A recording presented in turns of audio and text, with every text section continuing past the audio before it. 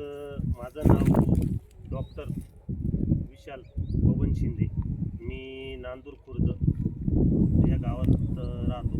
माझं गाव एकदम छोटंसं निफाड तालुक्यात एकदम छोटंसं गाव आहे. नाशिक जिल्हा आमचा जिल्हा आहे.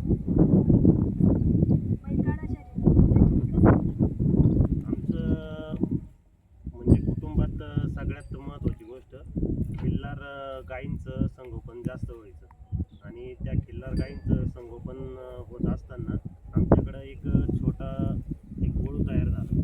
तर त्या वळूची आमच्या वडिलांना, आमच्या चुलत्यांना आवड होती. मग तशीच ते बैलगाडा क्षेत्रामध्ये कधी कधी जायचे, कारण त्यांना एवढा वेळ नसायचा, पण मग ते जायचे. त्याच्यानंतर मग आमचे वडील कारखान्यात, शेजारी कारखाना आहे रानवड म्हणून, त्या कारखान्यात कामाला लागले. तर त्या कामामुळं मग आमचं सगळं तिथं शिक्षण रानवड कारखान्यावर झालं. त्याच्यानंतर आम्ही शेतीवर आलो. शेतीवर आल्यानंतर आम्हाला परत मग मी लहान असताना आमच्या वडिलांनी आम्हाला जुन्या गोष्टी सांगितल्या की आपल्याकडे एक बैल होता, असं शर्यत करायचो, असं करायचो. तर त्याच्यामुळं ती आम्हाला एक वेड लागलं त्या शर्यतीचं वेड लागल्यानंतर आम्ही एक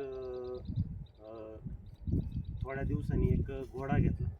पण तो घोडा घेतल्यानंतर आम्ही थोड्या दिवस शर्यत केली आणि त्याच्यानंतर तो घोडा आम्ही काही परिस्थितीच्या कारणास्तव आम्ही विकला तो आणि परत नव्याने सुरुवात केली. आणि आता नवीन एक घोडा आमचा पवन म्हणून घोडा आहे. आम्ही त्या घोड्यासाठी आमचं जीवाचं रान करतो आणि त्या घोड्याने आमचं पूर्ण 3 जिल्ह्यांमध्ये खूप मोठं नाव केलं आहे. आणि आमचा पवन आणि त्याला जोडीला एक टायगर म्हणून बैल आहे. आमचा एक माझा जोडीदार आहे खडक जामला, त्या जोडीदाराकडे आमचा तो बैल असतो. आणि बैलांनी आजपर्यंत खूप टॉपचे बैल पाडले आणि 1 नंबरचं नाव म्हणजे आमचं टायगर आणि पवन. 3 जिल्ह्यांमध्ये 1 नंबरचं नाव म्हणजे डॉक्टर नांदूर या नावाने माझी गाडी पळते. माझं नाव डॉक्टर विशाल शिंदे आहे. बैलाची निवड आहे ना, तसं काही नसतं. आपण त्याला जेव्हा सांभाळतो, त्याचा खुराक, त्याची आपण जसं आपण एखादा लहान बाळ आहे, त्याला कसं उभं राहायला शिकवतो, चालायला शिकवतो, तसं आमच्याकडे छोटे बांध आहे. आम्ही त्या बांधाने त्याला घेऊन जातो. त्याला ती सवय लागली ह्याच रस्त्याने पळायचं. आमचा बैल रस्ता सोडून कुठं पळत पण नाही आणि इकडे तिकडे जाण्याचा प्रश्नच राहत नाही. की अशा गोष्टी आहे खूप त्याला पाण्यात टाकणं, त्याला खुराक, अशा प्रत्येक गोष्टी आम्ही त्याला हे करत राहतो. आणि तुम्हाला असं वाटत असेल की हा बैल आपण बाजारातून घेतला आणि हा पाळणार नाही, असं काहीच नाही. आपल्या शिकवण जशी दिली तसं त्याच्यावर आपण जेवढे संस्कार करू, जसे लहान बाळावर करतो तसेच बैलांवर पण करायचे राहतात. त्या परीने बैल आपल्याला भेटतो. तसं बैलगाडा क्षेत्रात तुमचा बैलगाडा कोणत्या नावाने पळतो? डॉक्टर नांदूर या नावाने पळतो. तुमच्या आवडत्या बैलाचे व घोड्याचे नाव काय आहे? माझा आवडता घोडाच पवन. माझ्या पहिल्या घोड्याचं नाव पवनच होतं आणि तो काही परिस्थितीच्या कारणाने मी विकला ना, त्याच्यामुळे मी परत पवनच नाव ठेवलं.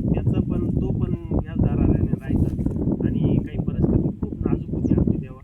आज मी पशुसेवेत प्रायव्हेट काम करतो आणि ह्या क्षेत्रामध्ये आल्यानंतर आमच्या घरातले सगळे आई वडील, आमचे बंधू, आमचे वडील सगळ्यांची आम्हाला जास्त साथ आहे. त्याच्यामुळं आम्ही या क्षेत्रात आज आहे. आणि त्या क्षेत्रामुळं माझं हे नाव आहे डॉक्टर नांदूर या नावाने चांगल्या सगळीकडे प्रसिद्ध नाव आहे. कोणालाही विचारलं तरी मी पण सांगेल त्या डॉक्टरची गाडी किती पळते.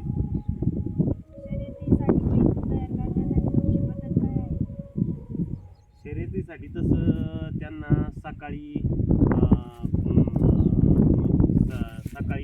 एकदा रतीब राहते आणि थोडासा दुपारी चारा, संध्याकाळी पण रतीब, असं त्यांचा खुराक आणि सांभाळण्याची परिस्थिती म्हणजे असं आहे की कंटिन्युअसली त्यांना खूप चारा नाही पाहिजे, त्यांना मोजका आणि पण चांगला पाहिजे.